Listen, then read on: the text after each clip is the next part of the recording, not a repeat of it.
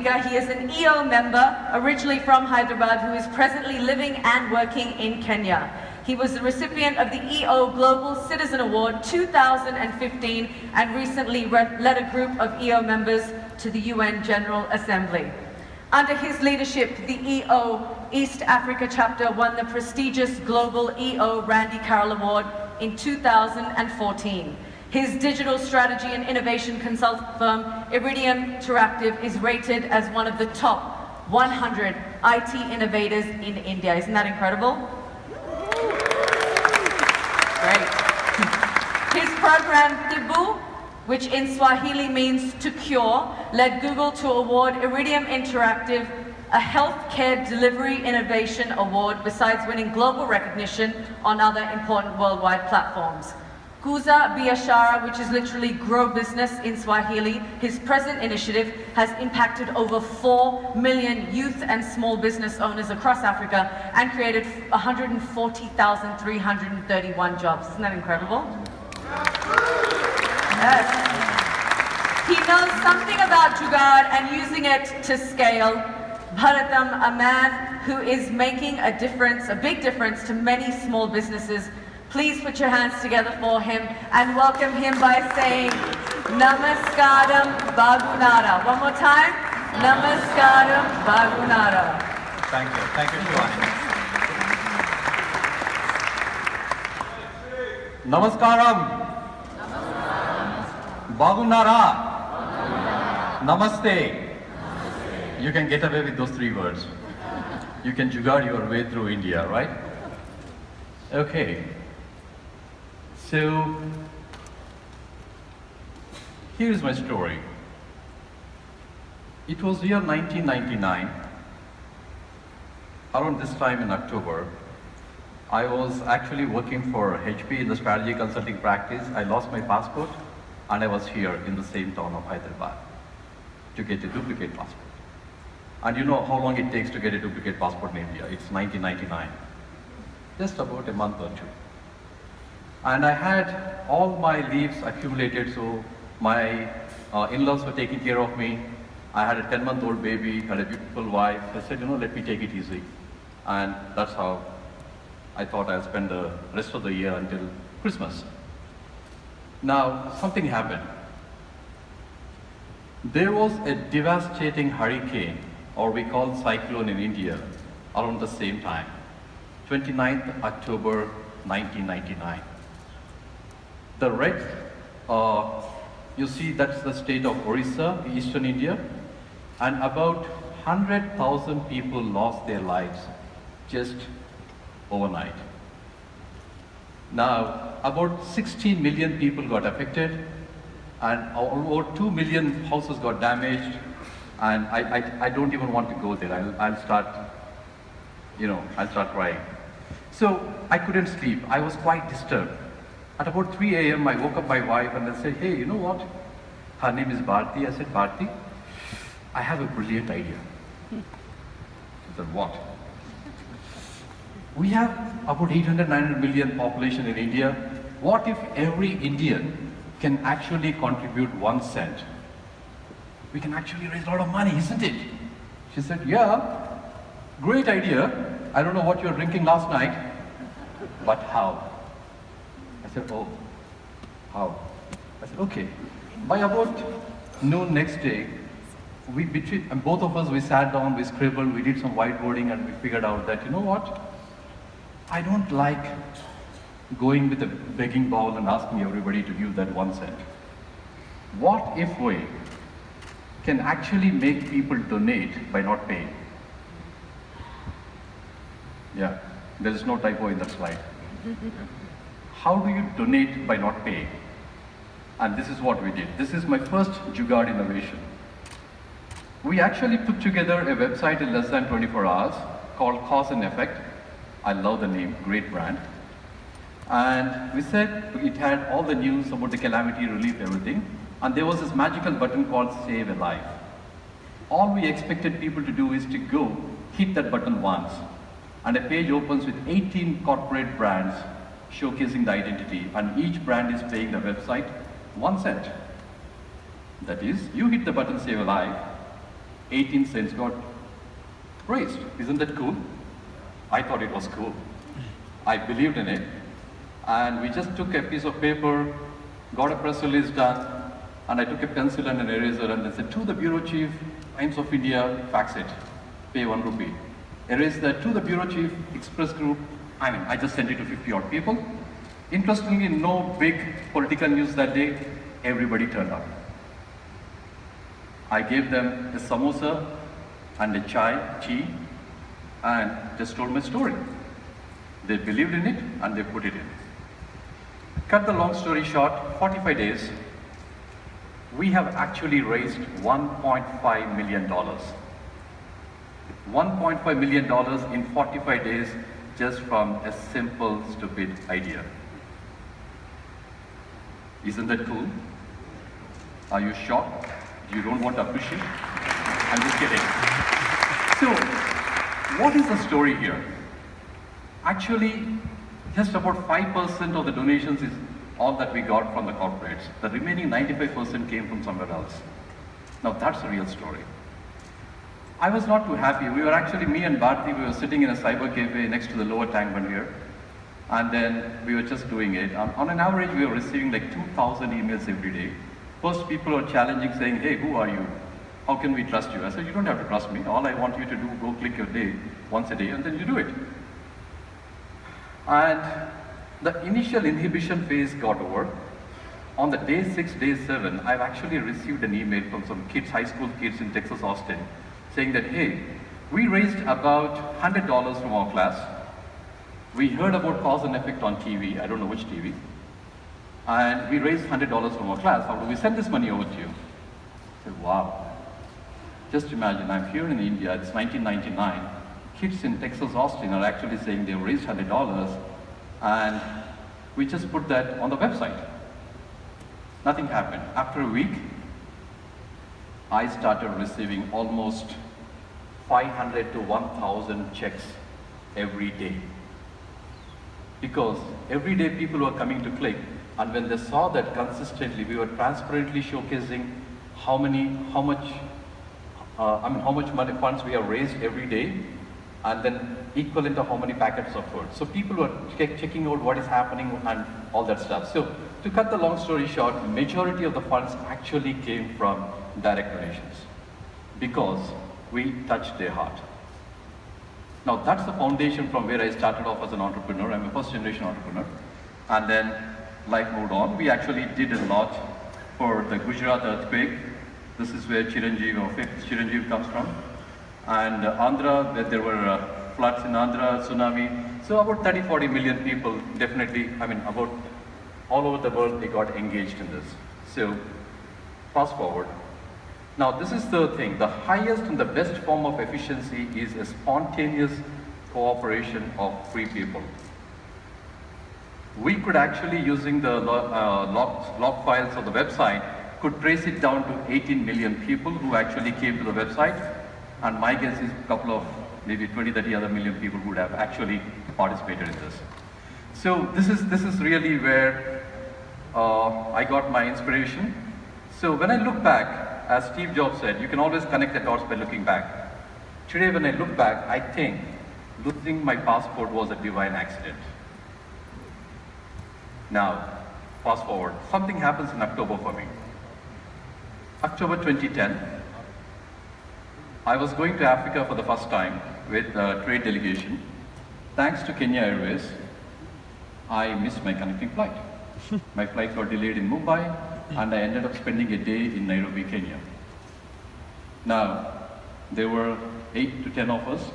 We started moving around. We went to the Nairobi National Park, and that's where I had my second aha moment. I don't know how many of you know, majority of the people in Kenya actually use a normal phone to do money transfer. It's called M-Pesa. I actually experienced a real story of how M-Pesa is used. We were in the safari, and I actually bought a prepaid SIM card, and I was actually taking videos, sending to my daughter, and I ran out of my internet. And the cab driver told me, what's wrong with you? Being an Indian, and I said, hey, you will not even understand what I'm doing. She said, no, tell me, what do you want? I said, I need some data. how much? 2 GB. He said, okay, give me 1,000 shillings, about $10. And he used his normal phone, did something on that, and immediately I got $10 worth of data. How did he do that? Then he went about explaining to me the entire model of M-Pesa, and I believe Kenya is one of the most advanced countries where 70% of the population actually use mobile commerce. And the volume of the money transfer done by one company called M-Pesa is more than Western Union is doing globally. And the country is tiny, just about 45 million. Now, that got me thinking. And I told my wife, you know what? Let me just go spend a week there and come back. And this is the 7th year. And they moved. So, again, missing a flight, a divine accident. Now, I started interacting with, as Shivani briefed, I mean, we started doing a lot of innovation in the public health. I started interacting with a very interesting cab driver called Tim. So I took a service apartment, and every day he had some jugaad with the gatekeeper or the security man there. Whenever I asked for a cab, only Tim turns up. There were 10 people there, but always Tim turns up. I said, look, this guy has some jugaad, some setting as we call it. So very interesting guy, high school dropout, 2 grown-up kids, his wife works. He has been driving this Toyota car for the last, then about 14 years. Every month he gives a rent of about, whatever, for $500 or $300, and then he's just been driving the cab. He reads 3 newspapers. He reads all those heavy novels. I don't have so much patience. And he's the guy who used to brief me every day. I'll ask him, so what's happening in town? So he says, the economy is growing, dollar is falling, you should sell dollar. I'm like, a cab driver giving me so much of insight. I'm like, okay. Me being a lazy guy, he used to brief me. And then I realized something very interesting. Every time I take a cab ride, I used to do like 8 to 10 meetings every day. I had to look for my wallet, take out whatever, and then keep giving. I said, hey Tim, no, let's have a deal. Why don't you make an account and I pay you end of the week? He said, what if you run away? I said, valid. Then I told him, why don't you take like $100, keep it with you. And once you run out of $100, I pay back. He said, very good idea. I said, what if you run away? So we had a problem. Then we started negotiating. I told him, okay, 1 week I pay you in advance, you give me 1 week of credit. And I was actually playing a small game there. I was trying to understand how these small entrepreneurs think. Now, what happened really there is, over a period of time, then I actually gave him, I had like 30, 40 people employed, and most of them were using, all of them needed a cab. So I told him, why don't you just have a network? We just call you, your phone, mobile number is a hotline for us. You organize and we just pay you. He said, cool. Then I asked him, so are you getting any commission? He said, yeah, I'm taking 10% out of that. Intelligent guy. So I said, I can't pay you so much money by cash, so you got to take a check, so go register a company. So he actually went ahead. He hated me those days for pushing him to go register a company, so he started moving from an informal sector to a formal sector. Step number 1. Then I gave him a contract, and we also got him a small website. He actually had a website called wawatravels.co.ke. And he saw me using BlackBerry those days, and he went and got a BlackBerry for himself. One day he came to my guest house and said, hey, I see you're running 3-4 country operations with a BlackBerry, but I'm only calling and receiving text and doing this. How are you doing it differently? Then I actually got him activated BlackBerry service and all that. So on his website, there was this guy who is in the floriculture business from Netherlands who used to come every month. He actually was looking for a cab, and he found his website on a Google search, and he saw his BlackBerry ID number. And he immediately added, and then he got him as a customer. And then we got him a credit, and today he actually owns 4 cars, employed 7 people. Now, that's how I started interacting with more and more entrepreneurs. In the meantime, parallelly, I also put up my hand and then said, hey, we need EO in East Africa. And I reached out to EO Global and I asked them, why don't we have a chapter here? They said, okay, you need 16 members to have a chapter. I said, okay, let me go get 16 members. 15 because I was already there. So I had my selfish interest to have an EO members, EO there. And then, yeah, so we created EO East Africa. And then, in EO, you are always voluntold, right? So EO Global said, hey, why don't you become the Africa chair? What does it mean? You just need to start few chapters. Okay. So if I look back, thanks to EO Global and Jamie and others in the leadership board, so I had an opportunity to launch 5 new chapters on the continent. And I am extremely grateful to EO for giving me that opportunity to go out there, interact with very many entrepreneurs, mid-sized entrepreneurs like us, and real tiny entrepreneurs. My real interest, my heart was there, here, interacting with these micro and small entrepreneurs. I actually found that as an excuse to move around and did all that. But this is what happened. Most small entrepreneurs don't know what they don't know, till the time you start showing and giving a perspective. And this is the birth of Kuza Biashara, my social enterprise, where I am spending most of my time. I actually volunteer my time in the social enterprise. Again, October. There's something happens in October. I was also born on October 14th. So here is a very interesting trend. You can relate to this, a smartphone in our day-to-day lives. My daughter sitting in the living room actually chats with me on WhatsApp saying, Dad, can we have lunch? I say, yep. So this is what is happening. And the same is also happening at the base of the pyramid. People at that level also engage using their not many of them have smartphones, but they are actually using phones to get engaged. There's a very interesting pattern that we have seen in 2012. The attention span of people is going down. Like I can see the energy in this room is going down, right? Namaste. I can't hear you. Yeah, thank you.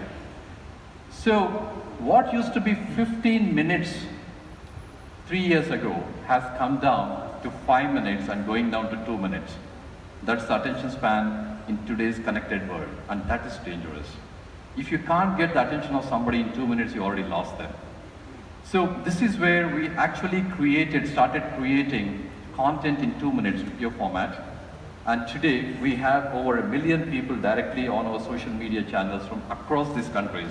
We only have physical presence in one country, and this is what is happening. I don't know what is the secret sauce, it is happening. And this is where I realized we actually need access. As much as most people are interested in consuming this content, but how do I get access? There is no electricity, there is no internet. And this is where we actually did our second jugaad of coming out with a device like this. This is a device which works off-grid, designed to work off-grid. All the digital content that we have on the platform sits inside this. And rather than you going to a classroom goes to you in a backpack like this. This is jugaad innovation number 3. You see that backpack has a device, and most people don't have smartphones, so what we did is we also loaded with about 20 smartphones. So our community outreach guys go out there in the communities with a backpack carrying the entire kit. So rather than you going to and getting learning, the learning is coming to you. So people in their neighborhoods, people in their communities are actually accessing and consuming it from here. And the average time people are spending is about 16 to 17 minutes on this. That gives them an opportunity to consume content and learn, connect and grow on their own terms and at their own convenience. Here are some use cases. Now you see this picture here. Our community outreach person is going into the slums, engaging construction worker, encourage them to go into a community center where they actually can consume this. We converted a Coca-Cola, we also partnered with Coca-Cola Africa Foundation. We are using the Coca-Cola kiosk. On an average, they get about 40,000 footfalls every day by just creating a small picket fence, putting a canopy table and chair, and putting this device in there. We are on an average engaging a couple of thousand people in a month. As simple as that. That's how we are scaling one at a time. That's the power of one. These are some of the communities that we are actively working with. We are in 2 major refugee camps in Africa. We are working with smallholder farmers, construction workers, community health workers, youth and women groups are just exploding and growing at about 16x exponential growth. So we've done very many programs, and recently I was given, thanks to EO again, had an opportunity to also share some of my experiences at the General Assembly. All the work that we have done in the last 5 years, if I just map it on the lens of UN Sustainable Development Goals, I'm sure some of you have heard about it. I would strongly encourage you to explore and understand and then see and map the works that you are doing to the SDG goals. It's really very powerful, very well thought of. So we are doing this in Masai Mara. This is the HIV TB program that we are doing. Last year we did a major program with UNAIDS, Ministry of Health, and ourselves as KUSA, and reached out to 10 million youth across the country using our kits, creating HIV awareness, and then mentored 3 million of them and got 1 million of youth tested for HIV, all in 5 months.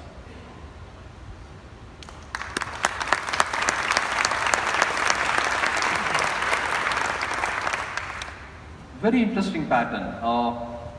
2014-15, the most searched key phrase on Google in Kenya was how to make cupcake.